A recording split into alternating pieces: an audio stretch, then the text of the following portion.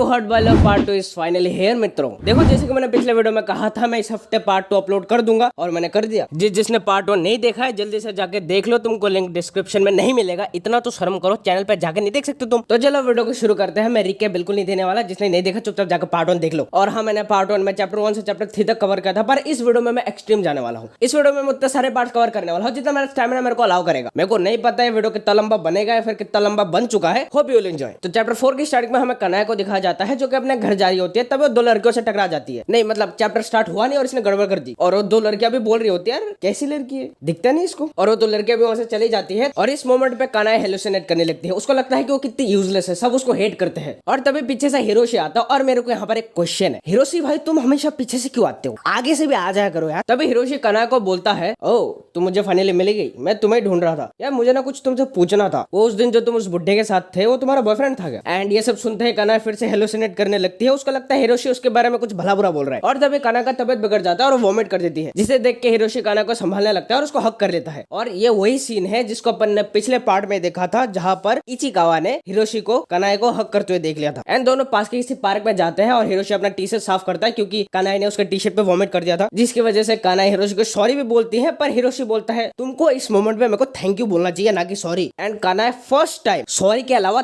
Thank you बोली है, जिसे सुन के हिरोशी बोलता है देखा इतना भी मुश्किल नहीं था। और ये सारा इंसिडेंट कनाया घर आके नारुमी को सुनाने लगती है। और कनाया ये भी बोलते हैं कि इसका फर्स्ट टाइम है जब किसी लड़के ने इसको अच्छे से ट्रीट किया है, उसके प्रोस्टिट्यूशन वाले काम के अलावा। फिर नारुमी और कनाया दोनों अपने अपने घर चले जाते हैं। फिर जब नेक्स्ट डे कनाया स्कूल जाती है वो बहुत ज्यादा खुश है, पर इसकी खुशी ज्यादा तक नहीं टिकने वाली। तभी अपने को एक दिन पीछे का सीन दिखा जाता है इचिकावा के पर्सपेक्टिव से। और वो अपने कमरे में डिप्रेस बैठी है क्योंकि उसने कनाया और हिरोशी को हक करते हुए देख लिया था। और उसकी मदर भी उसको बाहर खाने के लिए बुला रही है, पर वो नहीं सुनने वाली। वो अपने सो कॉल्ड फ्रेंड्स ग्रुप से चैटिंग कर रही है और अपने सो कॉल्ड दुखड़े सुना रही है। तभी उनमें से एक लड़की बोलती है she is tamed and stupid, she must have used her teeths to catch him. बोले तो यहाँ बोला जा रहा है कनाया ने अपने पॉम पॉम यूज किया उसको कैच करने के लिए। और ये चीज इचिकावा मान भी लेती है, कितनी डम है ये लड़की। और उसके जितने भी फ्रेंड्स ग्रुप में लड़की आती है सारे बोलती है हम सब तुम्हारे साथ है, तुम टेंशन बिल्कुल मत लो। तभी वापस से स्कूल के सीन में शिफ्ट होता है और सारी लड़कियां कनाया को ऐसे घूर रही है जैसे कनाया अभी बोलेगी one piece is not real. By the way ये बोलने के बाद किसको घूरते नहीं है, उसको सीधा देते हैं। क्या देते हैं?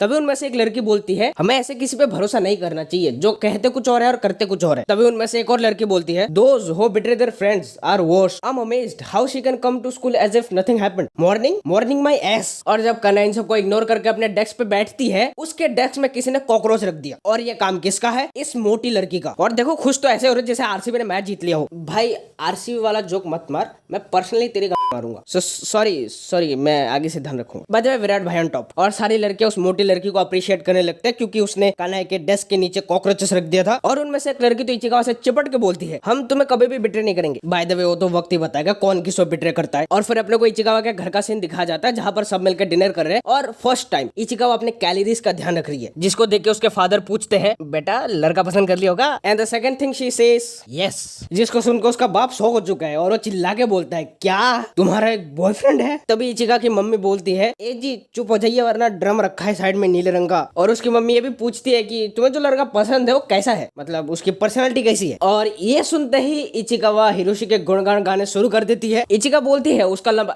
वो लंबा है, वो हैंडसम है और वो बेसबॉल का एक प्रोफेशनल प्लेयर भी है। और ये बोलते बोलते वो अपने मैनिपुलेशन मोड एक्टिवेट करती है और वो बोलती है यार एक लड़की ऐसी है जो हमारे प्यार के बीच में आ रही है। जिसे सुनकर उसका बाप बोलता है कि यार तुमने उस लड़की के साथ बात की इस चीज के रिलेटेड? तो इचिकावा बोलती है कि नहीं मैं कल से उसको पूरा इग्नोर करने वाली हूँ। नेक्स्ट डे सब लोग स्कूल में स्पोर्ट्स डे की तैयारी कर रहे हैं और इन लोगों ने कोई तो नया डिजाइनेबल यूनिफॉर्म भी रेडी किया है जिसको पहन के सब फ्लेक्स कर रहे हैं। और अपनी कनाई पीछे बैठ के उसी इंसिडेंट के बारे में सोच रही है जो कि हिरोशी और उसके बीच में हुआ था। और वो इस चीज के अंदर इतना ज्यादा खो चुकी है कि वो किसी भी चीज का रिस्पॉन्स ही नहीं कर रही। लाइक कनाई और उसके फ्रेंड्स उसको बुली भी करते हैं पर वो किसी भी चीज का रिएक्ट नहीं करती। जैसे कि तुम्हें पता हो तो उस मोटी लड़की ने कनाई के डेस्क पे कॉकरोच छोड़ दिया था, पर कनाई ने उस चीज के ऊपर भी कुछ खास रिएक्शन नहीं दिया था, जैसे कि उसको कुछ फर्क ही नहीं पड़ता। तभी कनाई अपने नोटबुक पे कुछ लिख रही होती है जिसको देख के इचिकावा और उसके फ्रेंड्स बोलते हैं कि क्या कर रही है लड़की, आज छोड़ो किसे फर्क पड़ता है। तभी वहां पर जो टीचर थी वो बोलती है कि ये जो मोटी लड़की है जिसने कनाई के डेस्क में कॉकरोच छोड़ दिया था, इसने वो यूनिफॉर्म डिजाइन किया है स्पोर्ट्स डे के लिए। और अपने को इसका नाम भी रिवील होता है, इसका नाम तोमिता तोमिको है। मैं इसको तोमिको बुलाऊंगा, मेरे को टोमेटो नहीं बोलना है। मैं नहीं चाहता तुम मेरे मुंह से एक सब्जी के नाम को खराब होते हुए देखो। और उसके बाद सब लोग अपने यूनिफॉर्म्स को चेंज करते हैं, उस स्पोर्ट्स डे के लिए स्पेशल यूनिफॉर्म पहनते हैं। और में से एक लड़की बोलती है क्या फर्क पड़ता है कनाई को इंक्लूड करो ना करो, वैसे भी उसको इग्नोर ही होना है। एंड तभी अपने को रिवील होता है कि कनाई अपने नोटबुक में क्या लिख रही थी। वो अपने नोटबुक में वो सारे डेट्स को नोट कर रही थी जब उसे जॉब पे जाना है। और यहाँ पर जॉब से मेरा मतलब है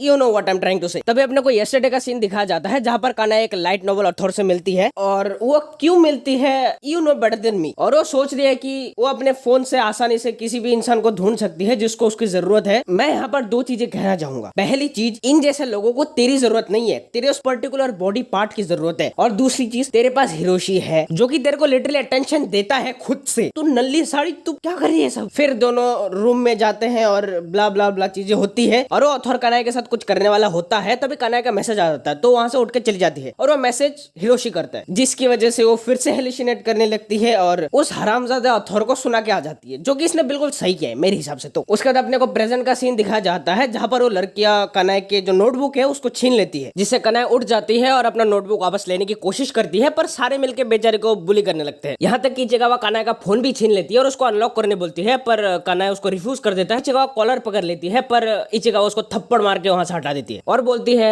आई विल मेक यू पे for this, bye the way she will make you पे फॉर दिस। फिर कनाई नारुमी के पास आती है और नारुमी कनाई की इस हालत को देख के पूछने लगता है कि क्या हुआ तेरे को, ऐसी हालत क्यों बना रखी है अपनी। तभी कनाई नारुमी को गुस्से में बोलती है मुझे तेरी मदद चाहिए। एंड देन सीन शिफ्ट होता है और अपने को उन लड़कियों को दिखाया जाता है जो कि कराओके में बैठ के पार्टी कर रहे हैं। एक्चुअली ये लोग कनाई के बारे में डिस्कशन कर रहे हैं, पार्टी तो दूर की बात है, दो ही लड़की गाना गा रही है बस। उनमें से एक तो मोटी वाली है जिसको मेरे को देखने का मन नहीं करता। मैं रेसिस्ट नहीं हूँ, मेरे को मोटे लोगों से काले लोगों से कोई दिक्कत नहीं है, मैं कंफर्टेबल हूँ उनके साथ। मुझे बस ये लड़की पसंद नहीं है, मुझे पर्टिकुलरली ये लड़की पसंद नहीं है। ये लड़की एग्जिस्ट ही क्यों करती है, साइड कैरेक्टर का भी साइड कैरेक्टर है। अगर साइड कैरेक्टर पे कोई एनिमेशन बनेगी इसको मैं साइड कैरेक्टर रखना पसंद करूंगा। तभी इचिकावा बोलती है मुझे उस कनाई के बच्चे को जान से मारना है। तभी उसके फ्रेंड्स बोलते हैं कि देख अपने को इन चीजों से कोई लेना देना नहीं है अभी के लिए, अपने को कल के प्रोग्राम में अच्छा परफॉर्म करना, चुपचाप गाना गा बस। जिसे सुन के इचिकावा का रिएक्शन होता है कि हाँ ये भी सही है। तो इचिकावा प्रैक्टिस वगैरह करके वापस घर जा रही होती है, तभी पीछे से हमारा ट्रक्कुन आता है और ट्रक्कुन इचिकावा को उठा के ले जाता है। और फाइनली हमें ट्रक्कुन के ड्राइवर का फेस रिवील होता है जिसने मास्क लगा रखा है। ब्रो ट्रक्कुन का ड्राइवर एक मिस्टीरियस कैरेक्टर है, मैं बोल रहा हूँ इसके ऊपर एक एनिमे बनना चाहिए। By the way back to story, इस मोमेंट पे इचिकावा को रियलाइज हो चुका है कि उसका किडनैप हो चुका है। तभी उनमें से एक बंदा इचिकावा के क्या बोलते हैं इस पर, थाइस पे टच करता है और इस हरकत की वजह से इचिकावा उस बंदे को थप्पड़ मार देता है। और इस मोमेंट पे इचिकावा ने एक बहुत बड़ी गलती कर दी, क्योंकि इस इंसल्ट के बाद वो बंदा अब इचिकावा के ऊपर चढ़ जाता है। इचिकावा बोलती है कि नहीं मुझे ये चीज अपने प्यार के साथ करना है, मुझे अपनी वर्जिनिटी लूज नहीं करनी है इस जगह पर वो बंदा बोलता है कि एक ही तो चीज है, उसने किया मैं नहीं किया, एक ही तो बात है। एंड देन वो वैन जाके किसी लोकेशन पे रुकता है और उस वैन पे एक और बंदा एंटर करता है और वो इचिकावा के साथ बहुत गंदा हरकत करने वाला है। लिटरली वो वैन में एंटर करता है और सबसे पहले इचिकावा की कुछ फोटोज खींचता है ऐसी हालत में फॉर हिज ओन मेमोरीज। पता नहीं कौन सी मेमोरीज बना रहा है हरामखोर। और गेस व्हाट, पीछे से सब कौन रिकॉर्ड कर रही है तुम्हें जल्दी पता चलेगा कौन है। और पूरा प्लान इसी का है, ठीक है। जिनको समझ आ चुका है कांग्रेचुलेशंस, और जो नहीं समझे थोड़ा वेट करो, तुमको पता चल जाएगा जल्दी। तब मैं छोटा सा फ्लैशबैक दिखा जाता है उस टाइम का जब कानाई नारुमी से हेल्प मांगने आई थी। कानाई नारुमी को अपनी सारी स्टोरी बताती है कि जब इचिकावा ने हिरोशी और कानाई को एक साथ देख लिया था और इचिकावा कानाई को तब से कितना ज्यादा बुली कर रही है, तो कानाई अपने उस काम से कमा हुए सारे पैसे नारुमी को ऑफर करती है और बोलती है मुझे उस इचिकावा से किसी भी हालत में रिवेंज लेना है। तभी नारुमी बोलता है कि तुम लड़कियों को समझने तो मुश्किल क्यों होता है यार, तुम एक लड़के के पीछे ये सब करने को तैयार हो। तभी कानाई बोलती है कि मैं उसको कभी माफ नहीं कर सकता, उसके पास उसके पेरेंट्स है, मेरे पास कोई नहीं है, उसके पास एक अच्छी फैमिली है, उसके पास फ्रेंड्स है, पर मेरे पास कुछ नहीं है और उसको और भी कुछ चाहिए। नारुमी तुम मेरे को समझते हो ना। और ये बोलते हैं कानाई रो देती है तो नारुमी हाँ कर देता है इसकी मदद करने के लिए। तो ये जो पूरा सीन था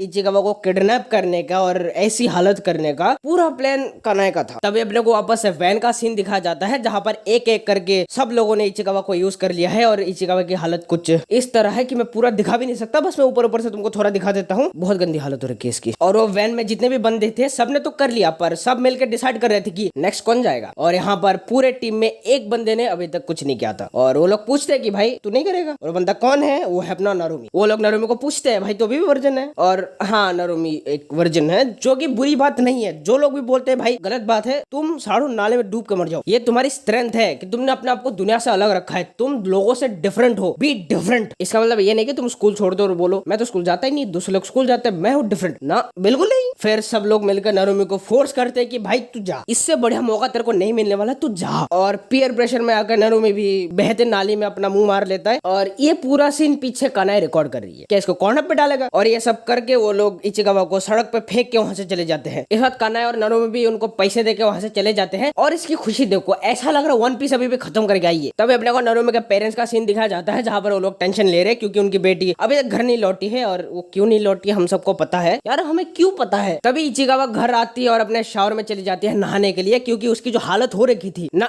दिखाने लायक तो बिल्कुल भी नहीं। तो वीडियो ये तक था, होप सो तुमको अच्छा लगा होगा। बेसिकली मैं इस वीडियो को और लंबा खींच सकता था लेकिन मेरे को इस पार्ट के आगे और कोई ऐसा पार्ट नहीं मिला जहां पर मैं वीडियो को एंड कर सकूं। ये बेस्ट पार्ट लगा मेरे को एंड करने के लिए। इसके आगे कुछ 30 या 35 चैप्टर तक कांस्टेंट मांगा चलती जा रही है, कोई भी ऐसा पॉइंट नहीं है जहां पर मैं मांगा को रोक के वीडियो एंड कर सकूं। तो मैं यहाँ पर वीडियो को खत्म कर रहा हूँ। होप सो तुमको वीडियो अच्छा लगा होगा और नेक्स्ट पार्ट मोस्ट प्रोबेबली 15 या 20 मिनट का हो सकता है क्योंकि इसके बाद कोई भी ऐसा अच्छा पॉइंट नहीं है जहां पर मैं मांगा को रोक सकूं। टोटल मेरे को 20 या 30 चैप्टर्स एक साथ कवर करने पड़ेंगे। तो या सायोनारा, मिलते हैं नेक्स्ट वीडियो में।